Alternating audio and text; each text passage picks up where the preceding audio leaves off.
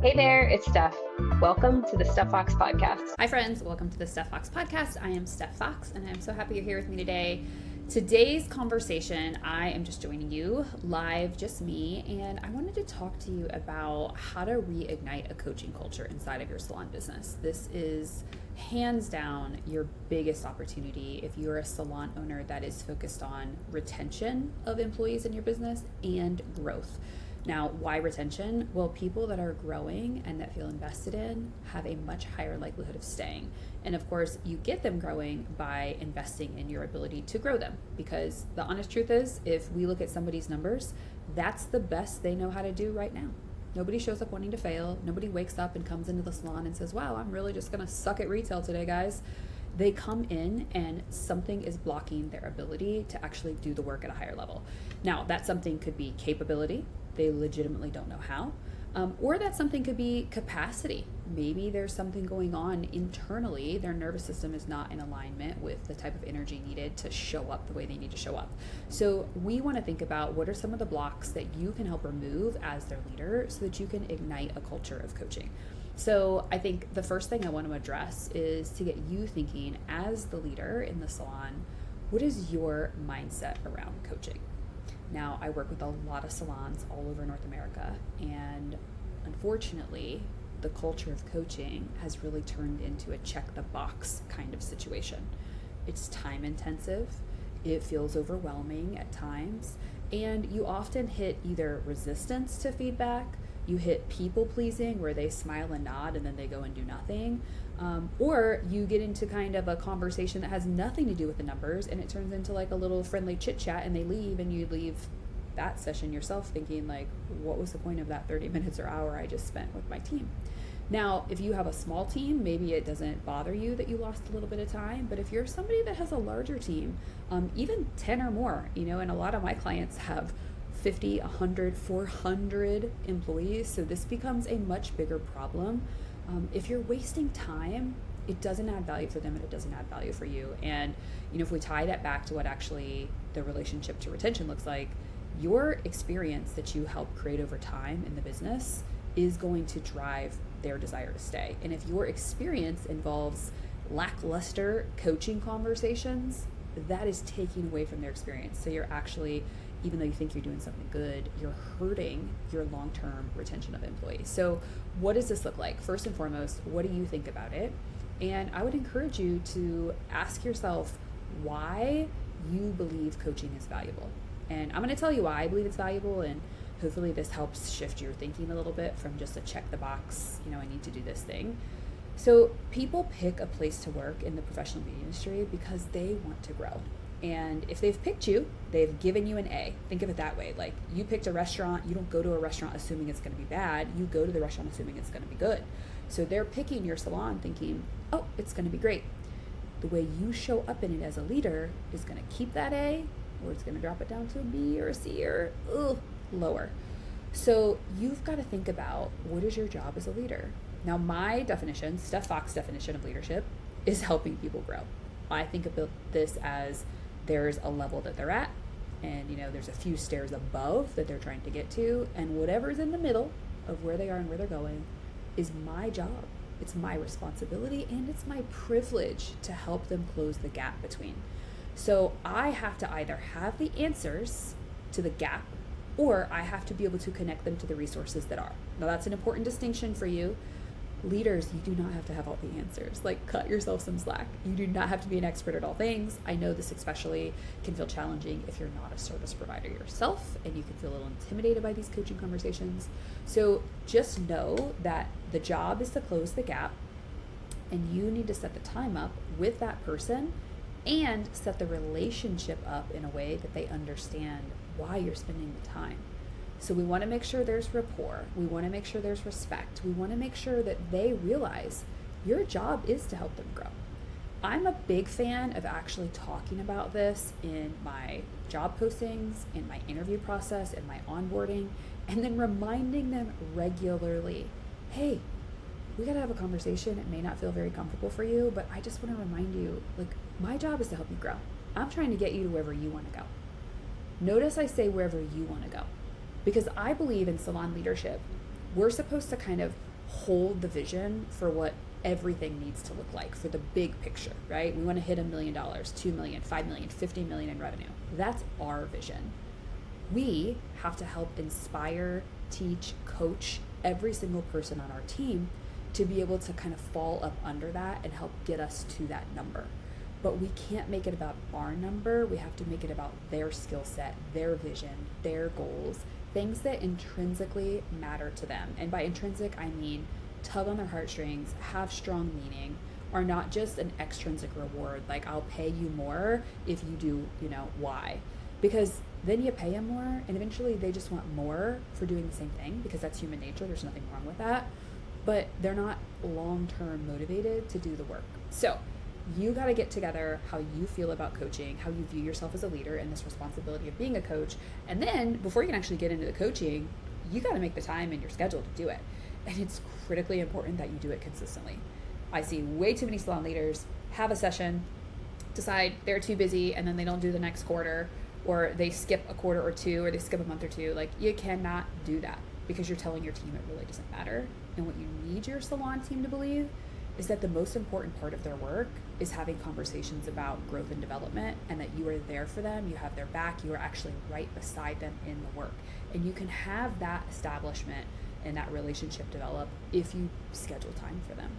So once you have kind of gotten your head around the privilege, the responsibility that is coaching, the real reality of what it means to be a leader, and then you've blocked your schedule, well, now you can get into the actual conversations of leading and developing people. And the first thing I want to call out for you is stop having feedback conversations around behaviors you dislike in the same session that you're having a coaching and developmental conversation.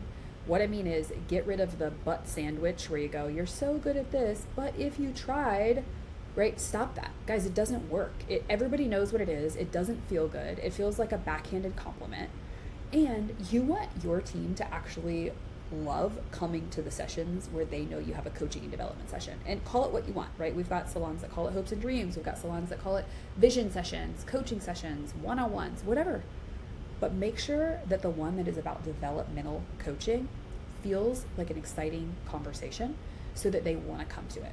So keep all the ick, anything that feels like feedback that's not related to the goal, out of the conversation. Have it separately. I'll give you an example. Let's say you have a stylist that you've got your one-on-one coming up, and you've been working on retail with them, and so that's great. You're going to be continuing that conversation in your one-on-one. But last week that person came in wearing something that maybe you aren't loving, and so it was a little out of dress code alignment, and you're thinking, well, I'll just save that because I have time to talk to this person next week. No. Hard no. Do not blend them together, because now what you've done is you've trained that person to think, every time I come into this one-on-one with my leader, there's probably going to be something I did wrong. And you tank their nervous system, you put them into fight, flight, freeze, or fawn. Now they're basically have their ears plugged, and this is an unconscious experience. Their nervous system kicks in, their brain comes on, feedback is blocked. They can't cement any new information you give them. So then you end up having this conversation about retail and the next thing to try. Next week you see them working and they're doing nothing that you talked about. And now you're frustrated. You're like, what in the world? We talked about last week that they would do this thing and now they're not. Well, it's because you got their nervous system online, you shut down their ability for their brain to take in new information, you downloaded a bunch at them, and you thought they would go and put it to work, when in fact they didn't retain any of it. So guys, separate feedback from coaching. These are separate things. When you have the coaching conversation, I want you to address every single coaching session, if it's once a month, once a week, once a quarter, like it's a new conversation. Hey, what are you working on right now?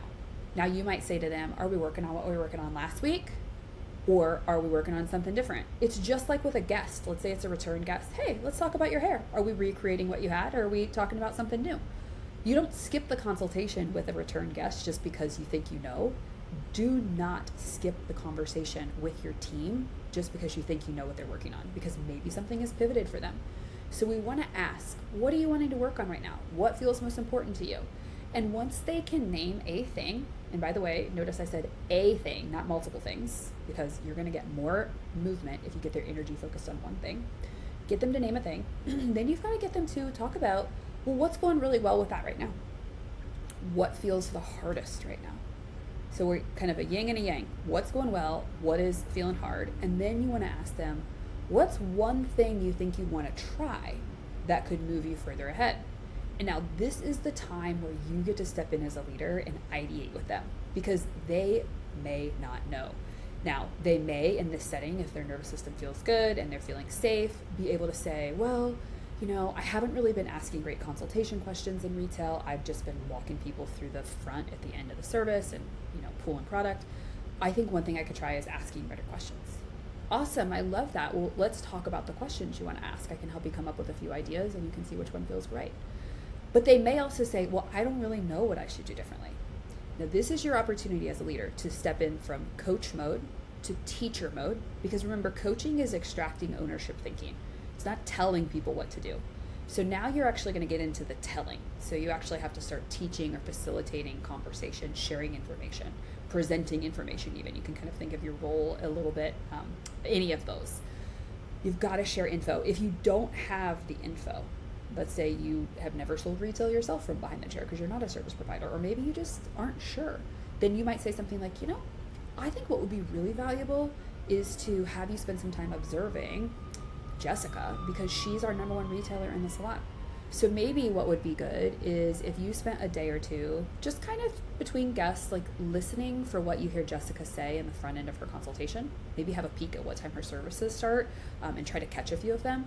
And then why don't we grab some time in 2 days and pick this conversation up from there, and we can kind of brainstorm and solidify what question you want to ask.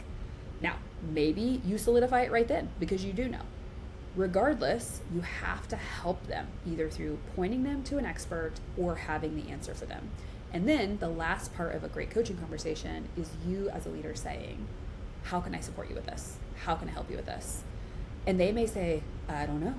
And again, this is where you may have to step in and say a suggestion. Well, would you like me to spend some time observing and listening just so I can give you some feedback?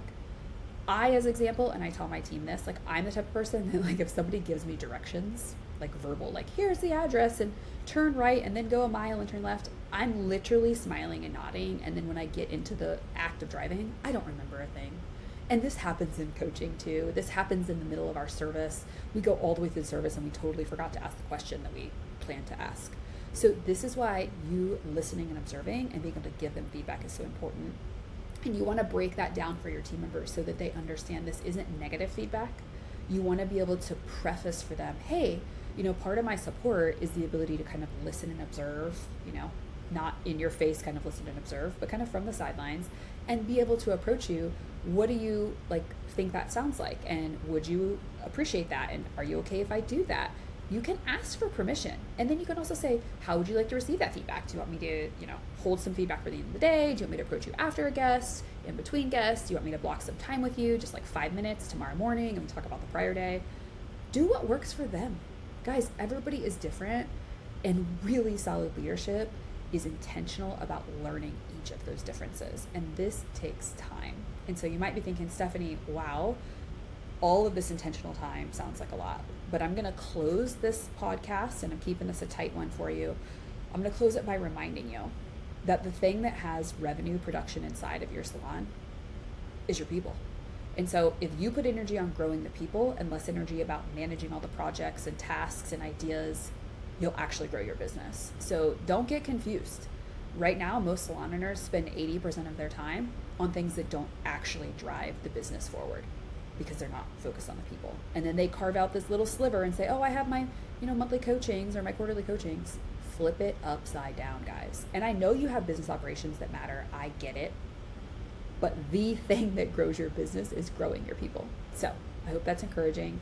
If you have thoughts on this, I would love to hear them. You can add comments below here in the Spotify channel. Send me a message on Instagram at Stef with an F_Fox.